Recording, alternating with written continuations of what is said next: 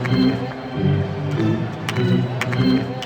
played with Zach a couple times, but to be able to play with Josh is really kind of something that I wasn't expecting. Like, I never thought I'd be able to play with him ever, so something cool to see him out there.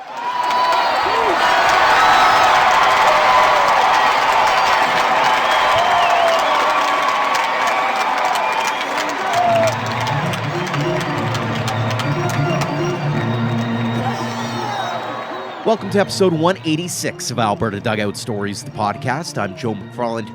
It's been a long couple of years without WCBL baseball in a trio of Alberta communities. Over the past few episodes, we've chatted with hometown athletes like Dax Wandler of the Brooks Bombers and Sean Dunn of the Fort McMurray Giants about coming back this season and the excitement in their respective communities. The third team to return is the Medicine Hat Mavericks, and who better to talk about that than Nathan Stark? The Medicine Hat product grew up coming to Mavs games and has had the fortune of being with the team since 2017, including their 2018 championship run. While those years were special, this year is just a little more sweet as he has his brothers, Josh and Zach, on the roster as well. In fact, as we record this episode, they've all been on the field at the exact same time on a couple of occasions. Nate is the eldest brother who played his high school ball with the McCoy Colts before moving on to Colby Community College, LSU Shreveport, and Doane University. It's been quite the journey for the 6'3", 171-pound right-hander who joined us earlier this week to talk all about it. Nate, thanks so much for joining us here on the podcast. Yeah, thanks for having me on. Excited to be here. Take me back to May 28th. You come in to finish up the job against Moose Jaw. You look at catcher, and it's your brother Zach. You look into the outfield, there's your brother Josh. How cool of a moment is that for you? It was cool, kind of being on the same field with them, both of them for the first time ever in our lives. I played with Zach a couple times, but to be able to play with Josh, it's really kind of something that I wasn't expecting. Like, I never thought I'd be able to play with him ever, so able to kind of look out there in the outfield is definitely something cool to see him out there. So yeah, it was special, and it was a very cool moment for all of us, especially our family too. So it was great. Do you take that moment to kind of soak it in, or were you all business at that point because you just wanted to get the job done? I did try to soak it in a little bit. I guess I'm kind of comfortable with seeing Zach behind the plate now, but to see Josh out there, I did kind of take it in for a minute. But yeah, as you said too, just kind of strictly business. I had, they put me in to finish the job, and so I just kind of went out there and tried to do it. So yeah. What's the conversation like after that game, as the three of you kind of bask in the glow, not just of a win, but the fact that all three of you were on the field at the exact same time? I don't know. I mean, it was cool. I guess that it's kind of hard to put into words a little bit, but it was cool, unique moment. It was exciting. I mean, we had so many family and friends out there at the game too. They all came up to us after the game. We chatted with them too, so it was really cool. So yeah. Speak about that family aspect of it. What are they saying as they kind of relish in that moment of, 1/3 of that whole lineup out in the field happens to be from the same household? Yeah. It's cool, obviously. I don't know if there's really been many occurrences like that in baseball or sports ever, really, where, there's kind of like the third lineup is from the same household. So, our family loves it. They're at every game here at AP. They try to come on the road too. So I think it's big for us, but I think it's also kind of big for our family too, to kind of spend the summer together too, and kind of get closer together as family. For sure, and especially from a brother's perspective, I assume as well. I mean, the three of you get to do that bonding thing, and as you mentioned, you didn't get to do that when you were younger, so this is kind of a new opportunity, so to speak. It is, yeah. Like we said too, never got the chance to play with Josh ever, and very little with Zach too, so yeah, it's kind of a cool opportunity and experience to kind of share the field with them this summer and kind of grow with them too as well. So yeah, it's been a good time. So yeah. What does it mean to you to be able to do it with the hometown team as well? I mean, it's one thing if you were in Weyburn or in Edmonton or something like that, but you're getting to do it in the ballpark that you grew up kind of wanting to be able to play in at some point down the line. Yeah, that's true, because, I mean, we grew up watching the Mavericks and kind of idolizing them to some sort too. So to kind of be able to kind of put on, that jersey every summer for them, it's really humbling, and it's very cool, to be able to do that every summer, and now to be able to do it with my two brothers. It's really great too, and kind of special for us to kind of share this moment, because like I can look around this house and just see like pictures of us, with like Mavericks from like back in the day too. So to be able to do it now, all grown up, it's really great. So yeah. You're the senior of the three boys, or I guess of the three that play ball. There's a fourth one involved. We'll get into that in a second. But when it comes to being the veteran, you're also the veteran of the team. Being able to have that opportunity to represent the city and represent your family in that way, what's it mean to you on a personal level to be able to do it for as long as you've been able to do it for? It's humbling every summer to be able to do it, to kind of put like the Mavericks across my chest every summer, and to kind of wear like the city across my chest every summer. Like, it's really humbling, and I'm very grateful for the opportunity that Greg gives me here every summer, like the owner of the Mavericks gives me, for the past 3 summers or so that I've been playing here.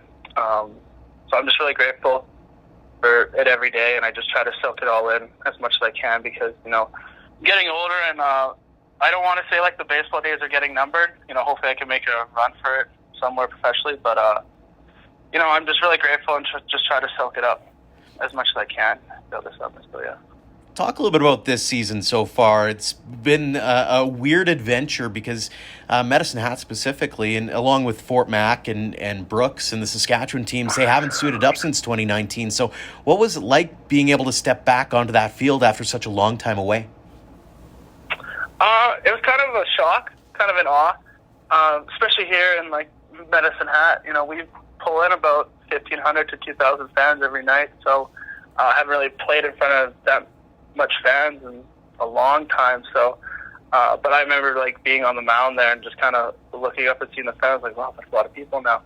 So I think it's really special, and I know the community was really excited for it, and I know the fans are super excited for it too. So it's really great to be able to kind of come back here for the summer and play again, because it's kind of the highlight of my summer every year. So to be able to do it again is something great. So yeah. Absolutely. And I mean, from the standpoint of even being the longtime fan turned player, what was it like walking up the first time and seeing the renovations? Because frankly, as somebody who remembers the 2005 to 2010 era at the old athletic park, it's a far cry from what that park used to be. Talk about what your first reaction was when you saw some of the new additions to that ballpark. Yeah, it was kind of breathtaking, honestly, just to kind of see what the ballpark has become, because as you said, like, I remember those days too, kind of back in 2010, and and just seeing it now is like, wow, like it's great to see what the ballpark has become. I know Greg, the owner, has put in a lot of work and effort into making it what it looks like now. So, it's a great place to be able to call home. To be able to play here every day is truly something great and special, and I just try to savor it as much as I can, because, just looking back of what it used to look like and what it looks like now, it's just great. So yeah, I just try to soak it in as much as I can. Absolutely. Talk a little bit about the team that you have this year, and the potential that you see in it, especially given that you're the savvy veteran on that team, and you remember that 2018 season fairly well, I assume, and the championship run. Talk a little bit about what you see in the potential of this organization for this summer.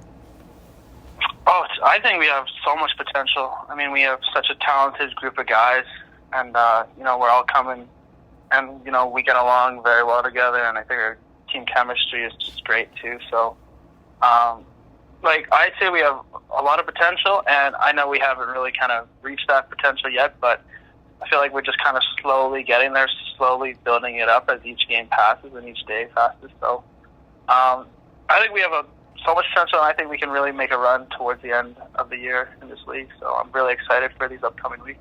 When you think ahead to what this team can do potential-wise, where do you see your strengths? Well, I say our pitching. Like, we have a very solid group of pitchers. Kind of towards the start of the year, we were just kind of figuring things out, trying to see which guys fit best in which roles. throughout the year. But I think lately, these past couple weeks, pitching has really stepped up for us and kind of kept us in games. So I think that's probably going to be our biggest strength going forward. And our hitting is very strong too. I think we're just kind of struggling a little bit right now. I think teams are kind of pitching us pretty well. But like I said, our hitting is very strong, and I know we'll kind of figure it out or kind of come out of this slump that we've kind of been in. But yeah, I would say just all around the whole team is very strong. You know, every position, like each category that we have, hitting, pitching, fielding is very strong. So it's kind of hard to pinpoint which one's the strongest, but I would say, like, if we wanted to make kind of a deep run, I think our pitching would probably help us do that. So, yeah. Mm-hmm. I mean, like I said, you won it all in 2018. What kinds of lessons did you take away from that experience that you're passing along to this team to make sure that they kind of have it all in perspective and make sure that they keep their eyes on the prize that, hey, if you get into a good run here, you can really make some hay come August? Yeah, well, yeah, and just like you said, you know, kind of making that big run. I think kind of sorts of making a big run is try to not get too high or get too low.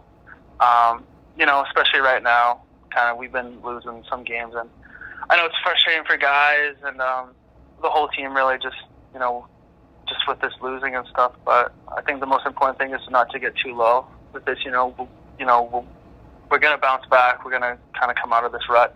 But I think that's just kind of what we need to focus on as a team is, we can't focus too much on, like, the bad stuff. We need to focus on kind of, like, the good stuff and getting out of this hump. So, yeah. Mm-hmm. Let's go back in time a little bit here. And we alluded to the crazy household that the Stark residents must have been growing up. Not only are there the three brothers playing now, but you also have an older brother growing up. What was it like in that household? And was it all sports all the time there? Was it baseball all the time there? Walk us through what it was like in the Stark household. It was mayhem, honestly. It was madness. We were so busy with sports and everything else. We had there's four of us here, and we're all playing the same sports at the same time, and with four different schedules sometimes. So just running around and crazy and just mayhem. Where parents are trying to be at four places at one time. And we're getting rides from other people. So that was crazy too. And just kind of being in the house too, the basement that we have now looks really good, but growing up, just holes in the wall from the madness we had down here with the floor hockey games and the indoor baseball games. It was madness, but it was a good time, and I wouldn't trade it for anything or change anything about it either. So it was good. As you've gotten older, have you found a newfound appreciation for your parents and the kinds of things that they had to deal with on a day-to-day basis when you were growing up? Oh, absolutely. I didn't really think about it too much as a kid, but now that I'm getting older, I kind of look back at, kind of the stuff that me and my brothers kind of put our parents through. I don't know how they did it. I don't know if I could do what they did. But, I'm very grateful for all the sacrifices they've made and everything they've done for us. So, yeah, it's been really good with them. So, yeah. Mm-hmm. Talk a little bit about the baseball beginnings for you and your family. Was that something that, did your parents try to actively get you into the game? Was it something that you happened to stumble upon? Do you remember the first time where you really kind of fell in love with the game? I think the first time it's hard to say, the first time I fell in love with the game. I think just as young, I think my parents just tried to kind of put us in all sports just to try to see, what we liked doing, what we were kind of good in and enjoyed playing. And then kind of as we got older, we kind of made our own ways, kind of separated out into what we were kind of better in and what we kind of enjoyed kind of the most. So I don't think they tried to pinpoint anything on us. I think they just try to I guess, kind of not push us, but kind of just encourage us to kind of follow whatever we wanted to follow and stuff like that, which is probably why they put us in so many sports, just to try to see, what we like to do the best. So I wouldn't say they tried to push us or anything. They just tried to make us see, what we like to do. So, yeah. It's just kind of crazy to me that, here we are talking about 3 college level baseball players out of a family. I mean, that's pretty special. Like, was there a way for were the three of you pushing each other in that sport in that direction, or was it just that you all happened to love the sport at the same time? I think we just kind of all started to love the sport at the same time. With being the older brother, I think my 2 younger brothers kind of look up to me a little bit. And when I went off to play college baseball in Kansas my first year, I think, for Zach especially, that kind of pushed him a little bit. I'm like, hey, I want to go do that, what Nate's doing as well. I kind of want to go down to the States and play baseball and start my schooling too. And I think that was also kind of the same way for Josh too. My brother kind of he looks up to me a little bit. So I think with me kind of going down there, kind of put it into perspective for them. It's okay, this is what I want to do. I want to kind of do what Nate's doing. So I wouldn't say I was kind of the big kind of prime factor for them. I mean, I knew they were very good baseball players, and I know they had a future too with college baseball, the same as me. So I think they kind of knew what they wanted to do kind of early on, I guess is what I'm trying to say. Mm-hmm. For when you were growing up, who did you idolize? Did you have a team you were following, a player that you wanted to grow up to become? Who were you pretending to be when you were playing wiffle ball in the backyard? Well, I think the team that I kind of enjoyed watching growing up was obviously the Blue Jays. We get so much coverage of the Jays here, so I think I was kind of watching them a little bit. But as for player-wise, it's hard to say because it was just it would change every now and then. Who I like the best. I was kind of flip-flopping on my favorite player, but I think growing up a little bit and kind of once I started getting older and kind of more serious about pitching in baseball, it'd probably have to be Max Scherzer on the Mets right now. So I think I kind of looked up to him a little bit. I would say that's probably my guy I kind of looked up to the most growing up, I guess. Very cool. When you think back on it, do you remember that moment where you went, okay, this game is fun, but I think I can chase it at a higher level? I mean, it's one thing to be playing a game that you enjoy and love, but it's another to go, hey, maybe I've got a potential of playing college baseball or something along those lines. When was that moment for you?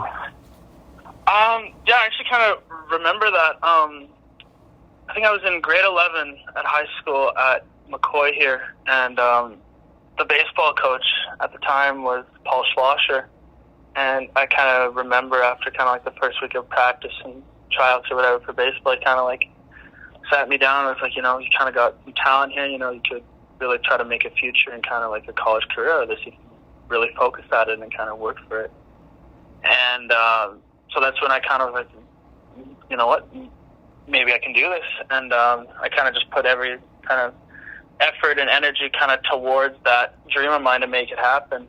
And so I think just from that point on, I was just kind of more focused on, okay, this is what I want to do. And I started taking it more seriously. And kind of that whole year was just kind of focused on getting to that next level. So that's what I really kind of put my time and effort in. And obviously you managed to make it at the college level. You had a few stops along the way. When you look back on those different college experiences, what did they mean to you in your development as a ball player? Oh, they meant so much. Not even just as a development of kind of a ball player, but just kind of figuring out who I am as a person. And kind of the biggest impact that was on my college career was when I spent my time at Colby in Kansas. I went in there and I was kind of I wasn't really knowing what to expect. I mean, I was pretty solid in high school, but when I got down there to the States, I was like, wow, these guys are really good. And I'm going to have to put in a lot more time and effort than what I was doing before. So I think that's when I kind of learned and developed and grow a lot there in Kansas. But I mean, in every stop that you're in, or every school that you're at, you're going to learn new things and kind of experience new opportunities and stuff like that. So it's kind of been a long road with kind of a lot of stops, but I wouldn't trade those in for anything, and I kind of learned a whole lot of new experiences along the way. So yeah.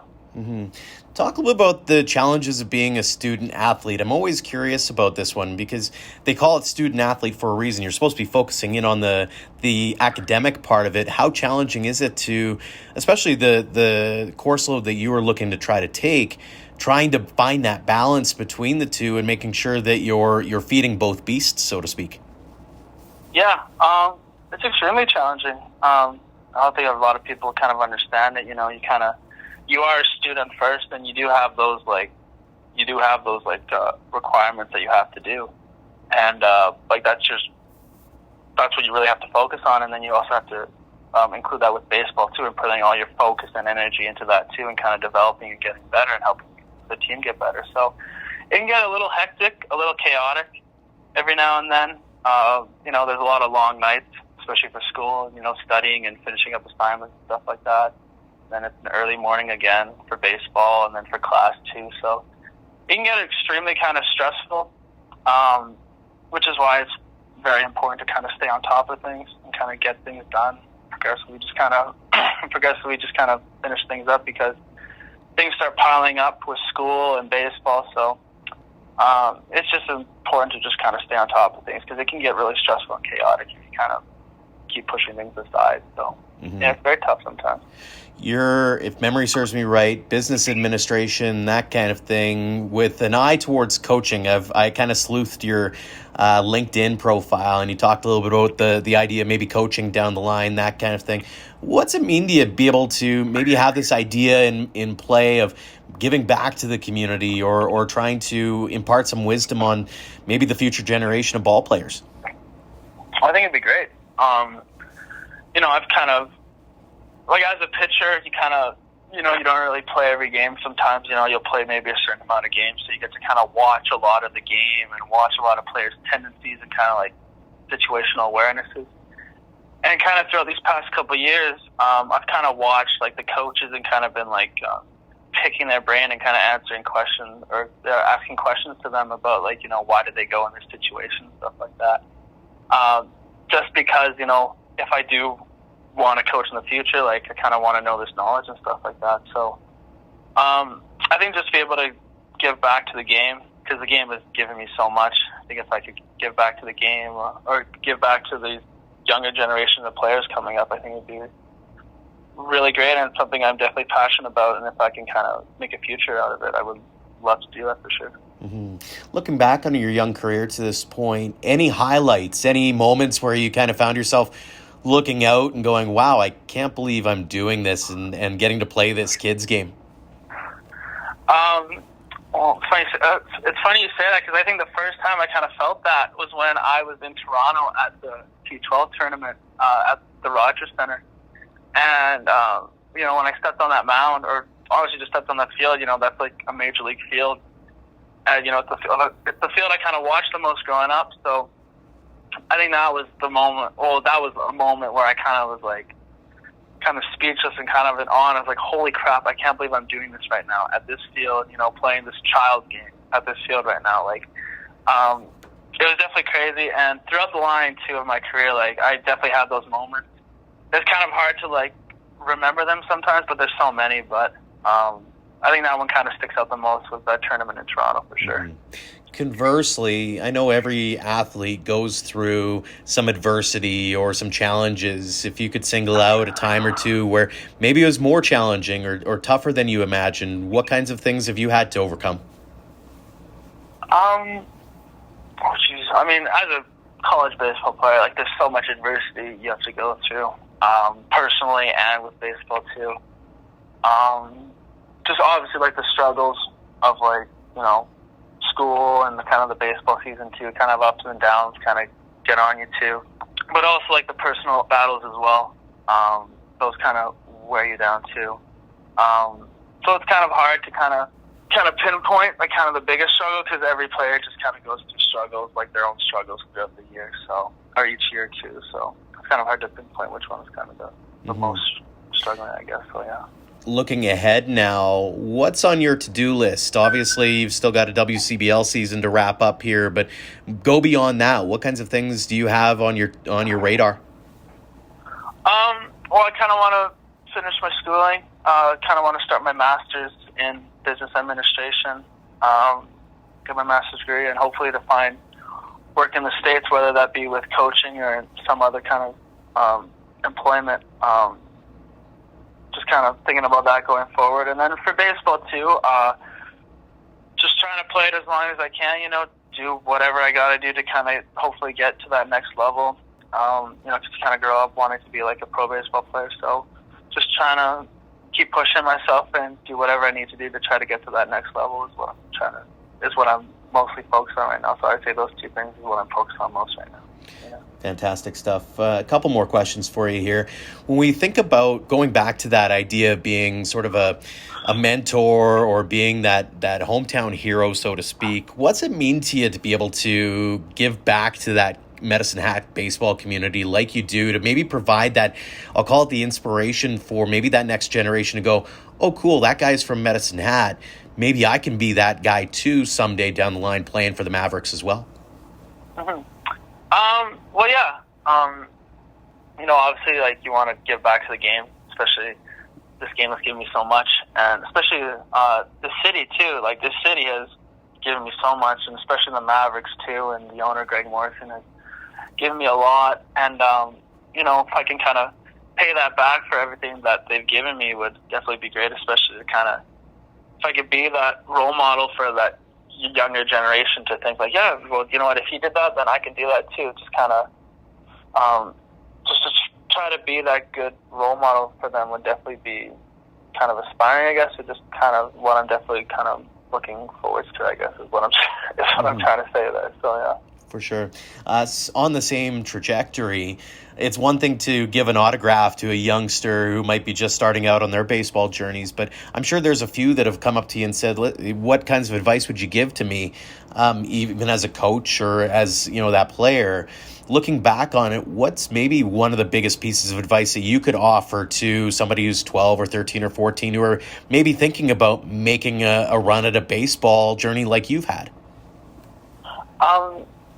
Yeah, if I was that young and I was telling, if I was in my shoes and I was telling kind of a kid that young, if this is what you want to do,